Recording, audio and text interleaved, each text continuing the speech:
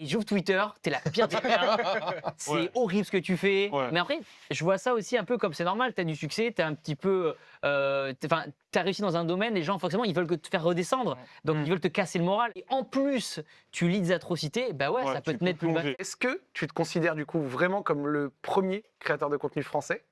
Et la deuxième partie de cette question, c'est comment les shorts, à quel point ça t'a boosté et à quel point, à quel pourcentage t'estimes de ton public Ok. vient de l'étranger? Parce que du coup, tu fais des shorts qui sont accessibles Bien et sûr. qui sont regardés partout. Je prenais au pic, j'ai pris 1 million d'abonnés par mois.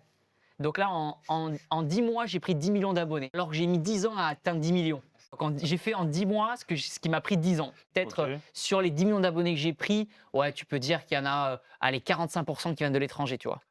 Effectivement, je ne me considère pas numéro 1 sur YouTube, je ne suis jamais considéré comme numéro 1 parce que je fais le contenu qu'ils m'aiment, j'ai pas cet ego-là, je m'en fous. Mais aux yeux des médias, par contre, traditionnels, tu as ce côté plus étiquette numéro 1. Eux, ils vont se dire, ils vont être la fierté d'inviter ils vont avoir la fierté d'inviter le youtubeur numéro 1. Et donc, c'est un gage, effectivement, en termes de sponsoring, de marque, parce que eux, pareil, en interne, que dans négocier les budgets, ben ok, Thibaut Inchep, il demande plus cher, mais en même temps, c'est le numéro 1.